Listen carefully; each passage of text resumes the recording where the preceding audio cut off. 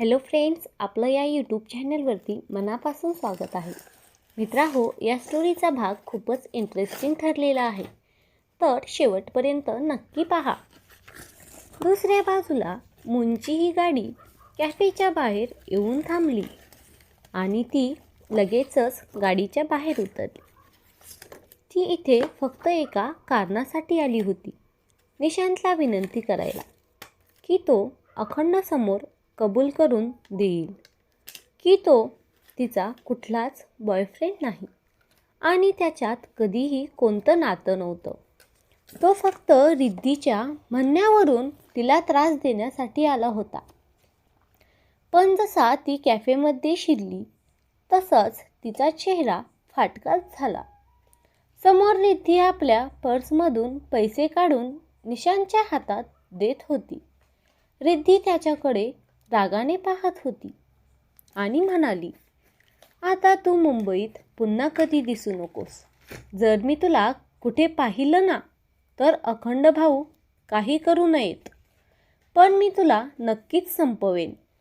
खरं म्हणजे तू माझ्या कुठल्याच कामाचा नाहीस. मूनसोबत फ्लॅट करायला सांगितलं होतं, पण तेही तुझ्याकडून नीट झालं नाही. किती चांगली प्लॅनिंग केली होती मी. असं अखंड भाऊ तुम्हाला दोघांना पाहतील तेव्हा संतापून मूनवर हल्ला करतील, पण त्याऐवजी त्यांनी तुलाच मारायला सुरुवात केली. मी वेळेत आली नसते तर आज तू जिवंत नसतास. निशांत लगेच संतापून म्हणाला, ओ खरंच, ते माझा जीव घेतले असते आणि मी घेऊ दिला असता.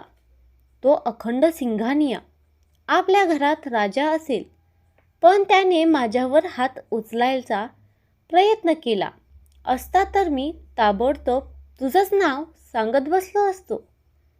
माझी डील फक्त मूनला फसवण्याची होती. त्यासाठी तू मला पैसे दिलेस, माझा जीव धोक्यात घालायला नाही. अखंड माझ्या जवळ आला तर संपलंस तू. निशांताने बोलण्याने रिद्धीचे पाय थरथरले. तेव्हाच कोणीतरी टाळ्या वाजवल्याचा आवाज घुमला. रिद्धीने होऊन मागे पाहिले. समोर मून उभी होती. तिला पाहून रिद्धीचा चेहरा पक्का पांढूर झाला. तिने पटकन दरवाजाकडे पाहिले. सुदैवाने अखंड तिथे नव्हता. ते पाहून तिने एक दीर्घ श्वास घेतला.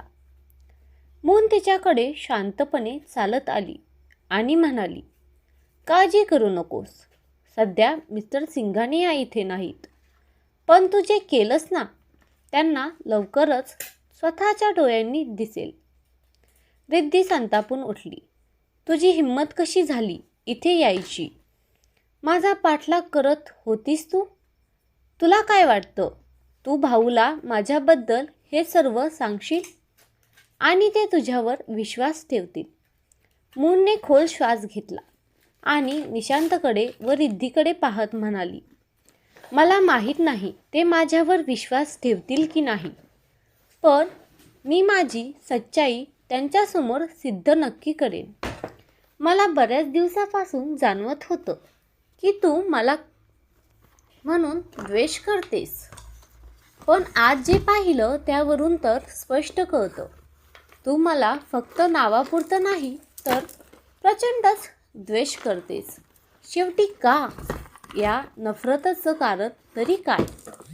रिद्धी दात खात रागाने ओरडली, हो, करते मी तुझा द्वेष, इतका की तुला संपवावं असंही वाटतं मला. मून क्षणभर दचकली. ही कसली भाषा आहे तुझी रिद्धी? तू सिंघानिया कुटुंबाची मुलगी आणि असे विचार? मी काय केलं तुला? काय एवढा द्वेष? का मिस्टर सिंघानियांना माझ्याविरुद्ध भडकवायचं? रिद्धीने तिला जोरात ढकललं. मून मागे घसरत पडायचीच बाकी राहिली. ते पाहून निशांत चिडून म्हणाला, अहो, जर तुम्हाला भांडायचंच असेल तर घरी जाऊन भांडा. माझ्याकडे वेळ नाही तुमच्यावर वाया घालवायला. मला माझे पैसे द्या आणि जाऊ द्या इथून. तो निघू लागला तसे मूनने त्याचा हात पकडला. तू इथून जाणार नाहीस निशांत, तुझ्या मुलीसोबत डेटवर भेटायला आला होतास ती मीच आहे. मी तुझ्याकडून पूर्ण सत्य ऐकायला इथे आले आहे. रिद्धीने तुला काय वापरलं? मला आणि मिस्टर सिंघानी यांना एकमेकाविरुद्ध उभं करण्यासाठी. रिद्धी हे पाहून अक्षरशः आगबबू झाली. तू कोण त्याला अडवणारी? जाऊ दे त्याला, जाऊ दे इथून. निशांत जा आणि कधीही मुंबईत परत येऊ नकोस. पण निशांत हल्लाच नाही. मून शांत पण ठाम आवाजात म्हणाली, रिद्धी, तू हे करू शकत नाहीस. तू फक्त मला त्रास देत नाहीयेस, तू आपल्या भावालाही फसवत आहेस. त्याच्याबद्दल तरी विचार कर.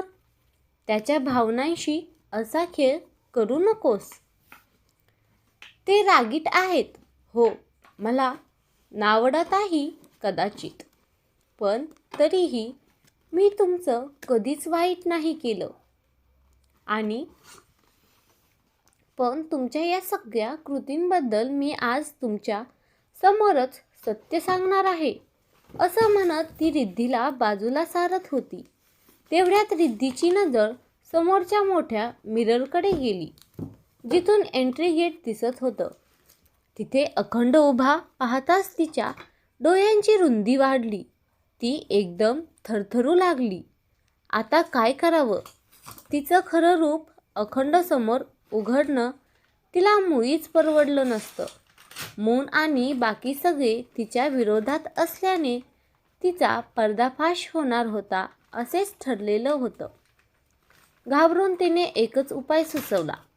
मूनचा हात जोरात पकडला आणि मुद्दाम मागे ढकलल्यासारखं कोसळल्याचा अभिनय करू लागली. भीती दाखवण्यासाठी ती मोठ्याने ओरडली. पण ती पडण्याआधीच अखंडने धावत जाऊन तिला आपल्या पायामध्ये पकडलं. मून चकित होऊन तिथेच थांबली. अगदी निशांतही अखंडकडे पाहताच जागेवर खिळला. रिद्धीने त्याला स्पष्ट सांगितलं होतं, अखंडच्या हाताला लागू नकोस. तो पळून जायला वळत होता. पण अखंडने रिद्धीला हळूच सोडत लगेच निशांतचा हात पकडून त्याला थांबवलं. रडण्याचा अभिनय करत रिद्धी म्हणाली, देवाचे लाख लाख आभार भाऊ, तुम्ही इथे आला. तुम्हाला माहीतही नाही इथे काय चाललं होतं. ही मून या निशांतसोबत मज्जा करत बसली होती.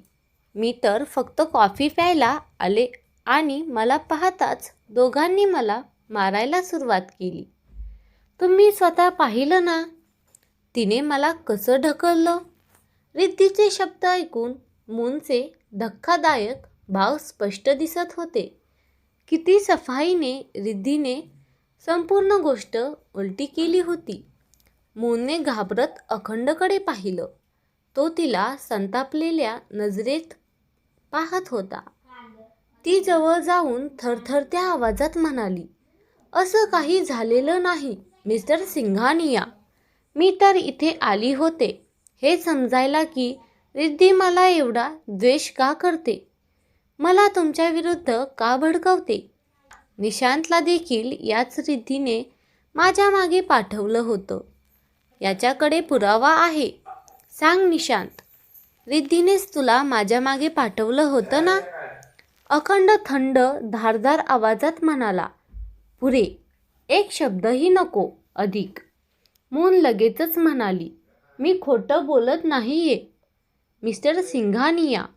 दोघांचं ऐकताना आणि अखंडच्या चेहऱ्यावर वाढत जाणारा राग पाहताना रिद्धीच्या चेहऱ्यावर एक दृष्ट विजयी स्मित उमटलं. निशांत मात्र संभ्रमात होता. ज्याने लाखोचे पैसे दिले त्याचा साथ द्यायची, की जिचं सौंदर्य पाहून त्याला आयुष्यभरचा फायदा दिसत होता तिचा. मूनकडे पाहताच त्याच्या नजरा आणखी लोभाने गडद होत होत्या. मून पुन्हा त्याच्याकडे वळली. प्लीज निशांत, मिस्टर सिंघानी यांना खरं सांग की त्या दिवशी वॉशरूममध्ये तू माझ्या मागे आला होतास ते रिद्धीच्या सांगण्यावरून. आजही ती तुला पैसे द्यायला आली आहे, जेणेकरून तू मुंबईत निघून जावस. कृपया सत्य सांग. ती वाक्य पूर्ण करण्याआधीच निशांत मोठ्याने ओरडला. बकवास, तूच मला इथे बोलावलं आहे, तेही डेटवर. माझ्याकडे तुझे मेसेज आहेत फोनमध्ये. त्याने फोन पुढे केला. मूनच्या नंबरवरून पाठवलेले मेसेज स्पष्ट दिसत होते. ते पाहताच मूनने निराशेने कपाळावर हात मारला, कारण ते मेसेज तिनेच त्याला इथे बोलवण्यासाठी पाठवले होते. अखंडच्या चेहऱ्यावरचा राग आता द्विगुणित झाला. मून त्याच्याकडे पाहत जवळजवळ विनवणी करत म्हणाली, प्लीज मिस्टर सिंघानिया, मला एकदा ऐका. हो, मी त्याला मेसेज केले होते, पण तिचं वाक्य संपण्याआधीच अखंडचा हात उचलला आणि एका झणक्यात जोरदार चापट तिच्या गालावर बसली. मूनच्या डोळ्यात प्रचंड वेदना दाटून आल्या होत्या. अखंडनं तिच्या गालावर मारलेला तो थापड जिथे दुखायला हवं होतं तिथं नव्हे, तर तिच्या अंतर्मनात खोलवर जाऊन टोचत होतं. ती स्वतःही समजू शकत नव्हती की एवढा त्रास तिला का होत होता. अखंडकडून तिनं कधी अपेक्षा ठेवली होती का? नाही. मग तरी मनातलं हे दुखणं एवढं असह्य का वाटतंय? तिचे डोळे सतत वाहत होते आणि अखंड तिच्याकडे रशाने पाहत म्हणाला,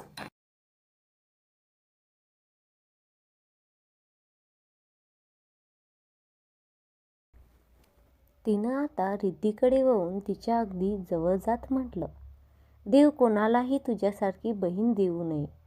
भाऊ बहिणीचं नातं पवित्र असतं, पण तू त्या नात्यावरचं कलंक आहेस. मिस्टर सिंघानियानं माझ्यावर हात उचलला म्हणून मी शांत बसून रडत निघून जाईल असं तुला खरंच वाटतं, पण मला रडणं मजबूर आहे, कारण ते माझ्या नशिबात आहे. पण मी गप्प बसणं माझ्या स्वभावात नाही. माझ्या मनातलं, माझ्या हृदयातलं, माझ्या जिभेवरही तसंच येतं. म्हणूनच मी त्यांच्याकडून कडू वाटते. म्हणूनच मला झुकवण्यासाठी त्यांनी किती सीमा ओलांडल्या. पण जाऊ दे, जे स्वतःच्या रक्ताचे नाही झाले ते माझे कोण होणार? रिद्धी संतापून थरथर कापत होती. मून अखंडकडे पाहून म्हणाली, मला घरी जायचं आहे. तुम्ही मला स्वतः नेताय की घराबाहेर हाकलून देताय मिस्टर सिंघानिया? काही क्षण अखंड नुसताच तिला पाहत राहिला, भावनांनी भरलेला पण तरीही कठोर. आणि अचानक त्यानं तिचा हात धरला आणि तिला ओढत बाहेर घेऊन गेला. मूननं डोळे मिटले. तिला स्वतःचा जिवंतपणा जाणवत नव्हता. स्वतःशीच विचार करत होती, लाशांना तर वेदना नसतात, मग मला एवढं का दुखतंय? अखंडनं गाडीचं दार उघडलं, मूनला आत बसवलं आणि स्वतः ड्रायव्हिंग सीटवर बसून गाडी जोरात पुढे निघाली. रिद्धीने त्याच्या जाण्यानंतर निशांतकडे पाहिलं आणि शांतपणे म्हणाली, उरलेले पैसे मी तुला खूप लवकर देईल, पण कृपया आता इथून निघून जा.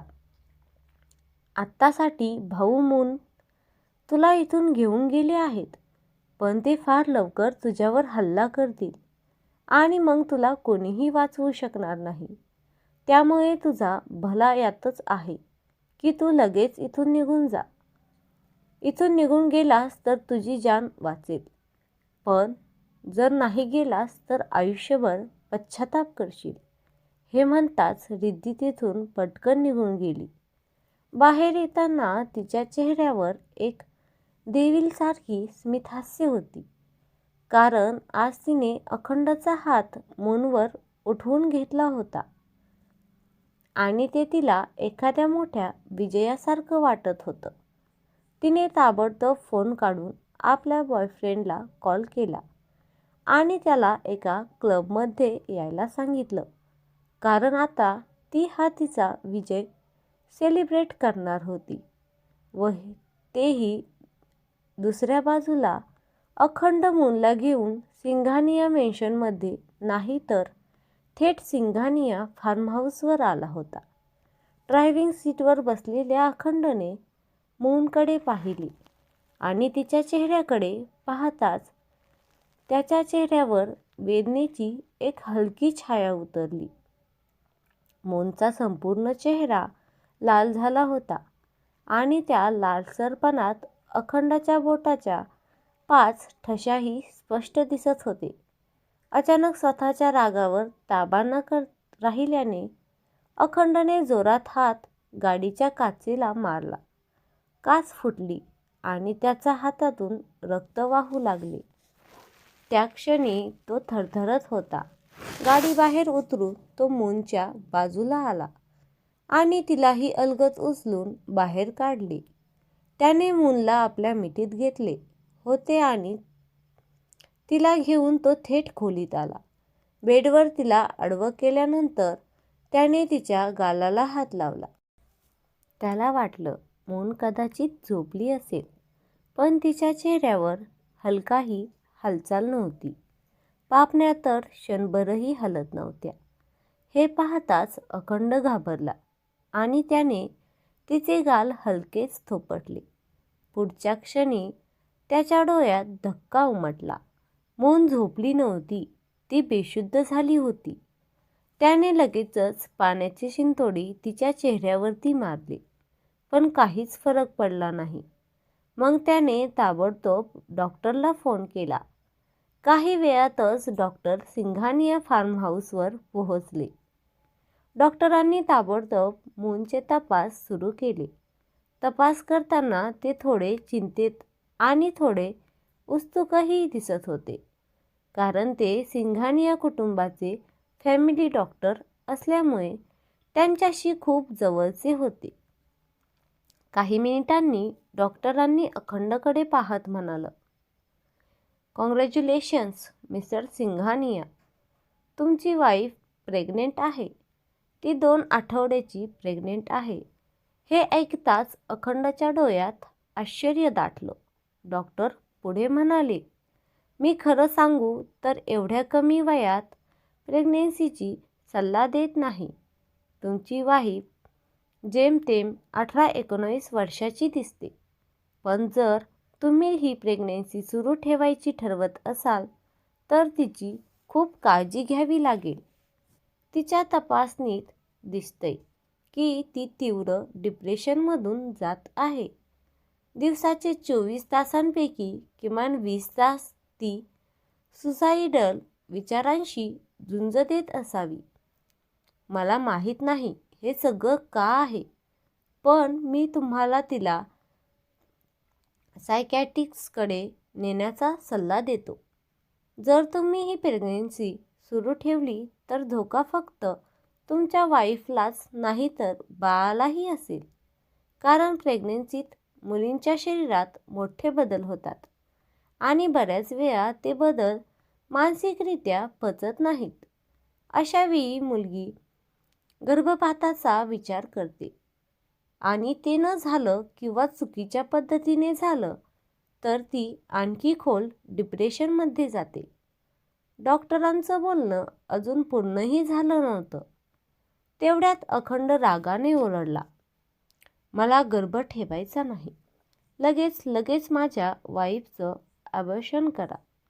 डॉक्टर पूर्णपणे थिजले. त्यांनी एक खोल श्वास घेतला आणि शांतपणे म्हणाले, "ठीक आहे, मला काही अडचण नाही, पण लगेच करता येणार नाही. सध्या तुमची वाईफ शारीरिकदृष्ट्या तयार नाही. ती शुद्धीवर आली की आणि तुम्ही तिला मेडिसिनसाठी तयार केलं तर औषधांनीही ही प्रेग्नन्सी थांबवता येईल. पण कृपया तिला मानसिकदृष्ट्या स्थिर ठेवा, थोडं खुश ठेवा." हे बोलून डॉक्टरांनी आपला ब्रीफकेस उचलला आणि तिथून निघून गेले. मित्रांनो, स्टोरी कशी वाटली हे नक्की कमेंट करून कळवा व या स्टोरीचा पुढील भाग खूपच इंटरेस्टिंग आहे तेव्हा पाहायला विसरू नका.